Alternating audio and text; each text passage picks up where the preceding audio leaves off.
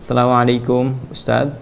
Waalaikumsalam warahmatullahi wabarakatuh. Semoga Allah berikan kemuliaan kepada Anda, keluarga Anda, dan perbaikan dalam kehidupan. Saya mau bertanya, baik, misal seorang punya uang yang mana lebih diutamakan berinfak atau bersedekah ke keluarga atau membayar utang riba? Terima kasih untuk jawabannya Ustadz Adidayat Official. Semoga Allah muliakan kepada Anda sekali lagi dan berikan bimbingan kepada kita untuk mencari solusi yang terbaik. Pertanyaan singkatnya, kalau kita punya uang, rizki yang Allah titipkan kepada kita, mana yang didahulukan, membayar utang ya dari hasil riba atau kita bersedekah ya atau berinfak ke keluarga? Teman-teman, ini sudah masuk fikih aulawiyah. Aulawiyah itu yang paling prioritas ya di antara 2 atau 3 hal atau bahkan lebih yang ada di hadapan kita. Jadi program-program kehidupan ini apa, yang paling prioritas yang mana, itu masuk dalam fikih aulawiyah. Dalam hal ini kita akan lihat bahwa membayar utang itu hukumnya wajib. Ingat ya, membayar utang hukumnya wajib. Ingat, jangan enak minjamnya saja, begitu sudah mau bayar nggak ingat gitu kan. Ini persoalan. Jadi kita siapkan baik-baik, pahami hukumnya. Membayar utang itu hukumnya apa? Wajib. Karena itu ketika kita akan berutang dalam keadaan tertentu, kita mesti petakan dulu ya, dari kemampuan bagaimana kita mengembalikannya, dari bagaimana kita menyampaikan, membuat perjanjian dan sebagainya. Itu jelas langsung bahkan tertuang di Quran surah kedua Al-Baqarah dari ayat 282, bahkan nanti sampai ke ayat 283 sampai penutup akhirnya gitu kan, sampai pengingat dari Allah Subhanahu wa taala akan wahyu terakhir yang diturunkan. Jadi kembali satu ya, kita dari hukumnya dulu, membayar utang hukumnya apa? Wajib. Apalagi ini hukumnya riba yang harus dibebaskan, ya harus dilepaskan sehingga terlepas dari keadaan riba. Sedangkan bersedekah ke keluarga ini, keluarga ini dibagi 2, keluarga pokok yaitu istri dan anak-anak gitu kan. Ini yang disebut dengan nafkah. Nafkah itu masih seakar dengan kata infak, ya, nanti kita akan bahas. Dan yang kedua ada di luar keluarga pokok kita, yang sifatnya kita langsung dalam naungan kita, dalam pemeliharaan kita ya, tadi yang istri, anak, kemudian juga di dalam rumah kita. Yang kedua di luar itu ya, misal yang beda tempat tinggal dengan kita, ada ibu misalkan, ada keponakan, ada kerabat terdekat jauh, ada fakir, ada miskin ya, ada ibnu sabil dan sebagainya.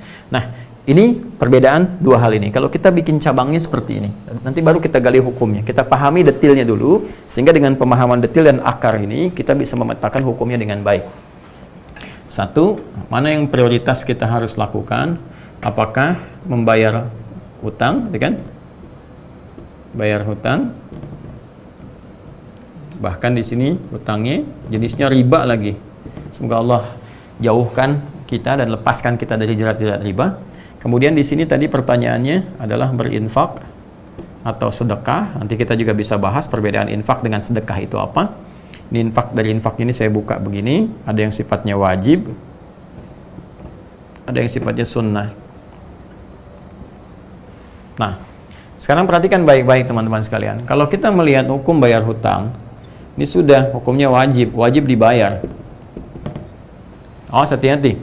Ya, hati-hati ya teman-teman sekalian. Bayar utang hukumnya wajib. Berutang itu dalam konteks yang dibenarkan, dalam konteks dibenarkan, bukan riba, itu kan ada kebutuhan, itu mubah hukumnya. Bahkan kalau ada terkait dengan sifat-sifat kebaikan, hajat hidup dan sebagainya, itu bisa naik kadarnya dari wajib ke sunnah gitu kan, bahkan mohon maaf, dari mubah ke sunnah bahkan ke wajib dalam konteks-konteks tertentu yang memang berkaitan dengan hajat kehidupan ya, untuk melindungi jiwa atau nyawa. Tapi ingat, untuk membayar nggak ada turunan, dasar hukumnya wajib untuk mengembalikannya. Jadi kita temukan dulu, bayar hutang hukumnya wajib, apalagi melepaskan diri dari riba, yang riba ini sangat dilarang oleh Allah Subhanahu wa taala dengan redaksi yang sangat tegas. Maka kewajibannya jadi meningkat, kan?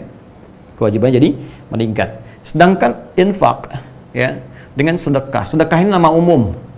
Saya tuliskan dulu begini, sedekah. Ya, jamaknya sedaqat. Nah, ini. Ya, sedekah, sedaqat. Dari akar kata infinitif kata kerja yang pertamanya dari kata sedekah, sesuatu yang benar. Sedekah membenarkan, tasdiq pembenaran, siddiq orang yang punya sifat senantiasa membenarkan pada kebaikan. Ya, sedekah ini segala jenis kebaikan yang membenarkan keadaan iman kita.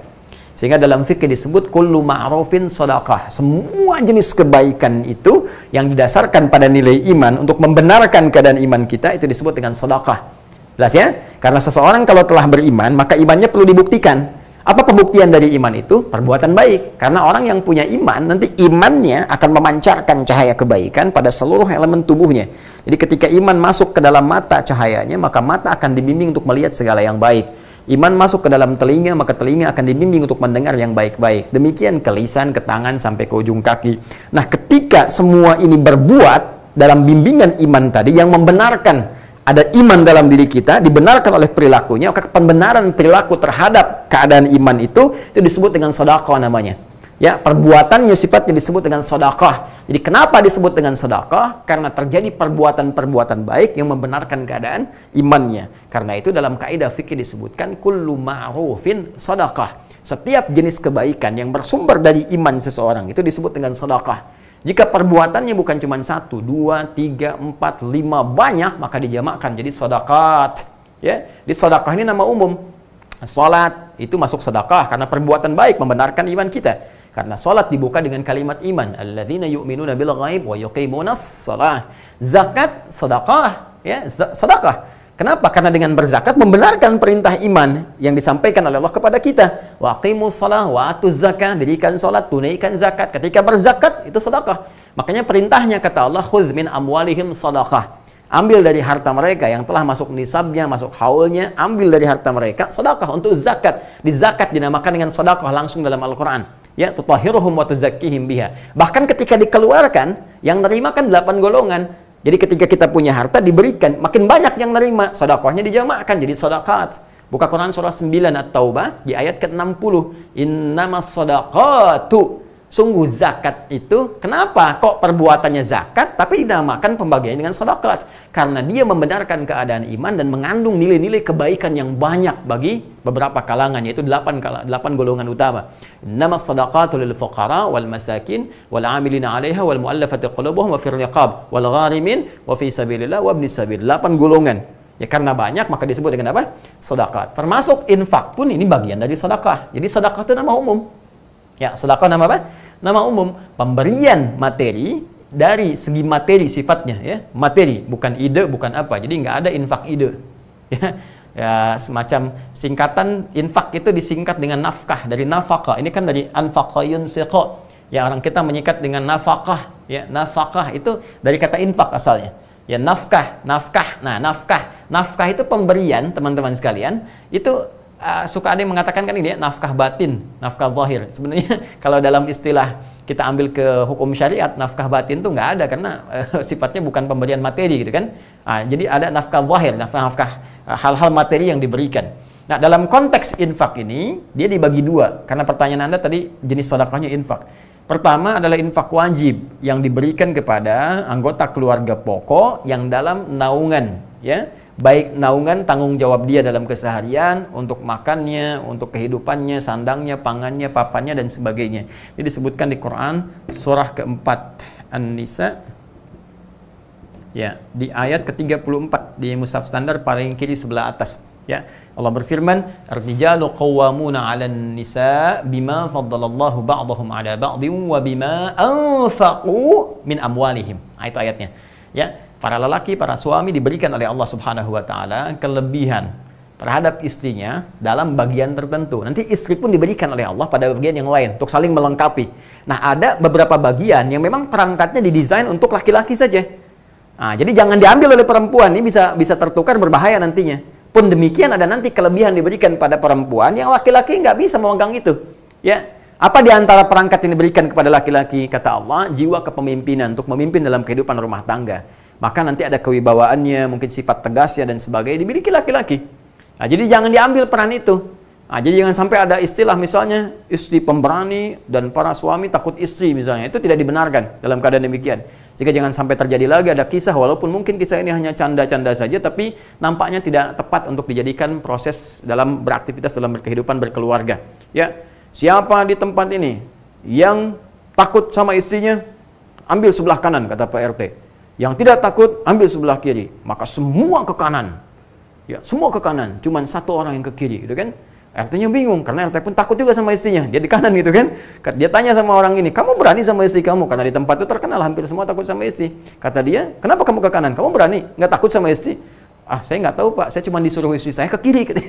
Jadi ini menunjukkan bahwa ada bagian yang sama. Nah, ini tidak dibenarkan. Yang ada adalah berpartner bersama-sama dalam kebaikan. Ya, nah ini menata dalam kehidupan rumah tangga, suami jadi nakhada, tapi juga tidak bisa otoriter.